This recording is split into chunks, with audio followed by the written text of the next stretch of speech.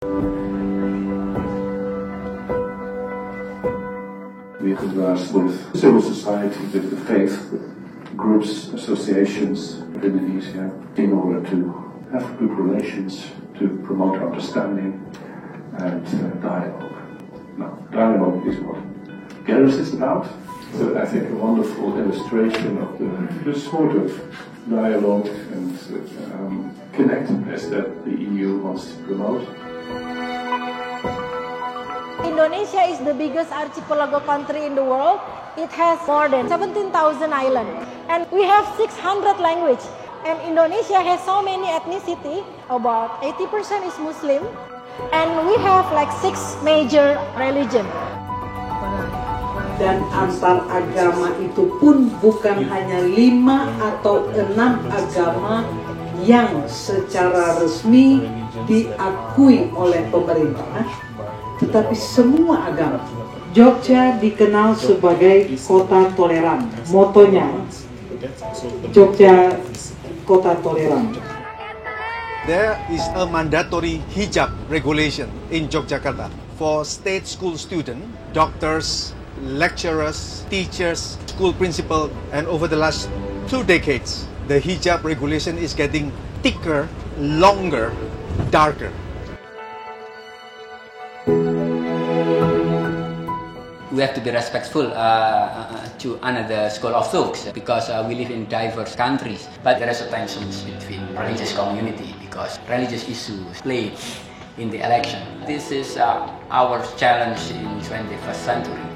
Not only war, not only conflict, but also political identity, because maybe the political identity also can lead to conflict. We have a historical past that is not accounted for. What happened between 1965 to 1966 is our genocide, where more than 1 million people was probably killed. I would say there was a couple of years where there was true reform. We added human rights to our constitution, and there was the parliament and the upper house made some very strong calls that we needed a national truth commission and that there would be some kind of accountability for perpetrators. None of this has happened. Do you play an active role, or what is your active role in the rolling out of the TRC in Indonesia with regards to victims and survivors from 1965? At the moment, we don't have a legal basis to conduct a mechanism to resolve the past. We conducted human rights training for the military, for the police, but we cannot guarantee they will not violate human rights. So our mandate is basically to do international human rights advocacy. So we try to use not just only the perspectives of human rights, but also maximizing or using the existing human rights mechanism. The minorities should be respected. First of all, we have to see them as human, as citizens who have the same right. As the God's creature that believe in God, we do all of this without expecting anything for us. We do the struggle without violence, and we hope that this country will come to a better civilized humanism.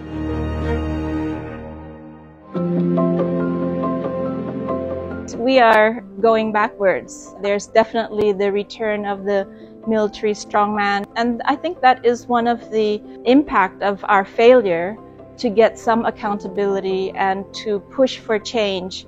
As regards reconciliation and transitional justice, I've always believed that it has to be a multi-stakeholder process. I also wondered what it must be for all the groups to come together to first of all define a reconciliation process. Maria Ressa, who is a Nobel Peace Laureate from the Philippines, a very famous journalist who was fighting for a very long time to bring truth to the forefront. And she says, without facts, you can't have truth. Without truth, you can't have trust. Without these, we have no shared space and democracy is a dream.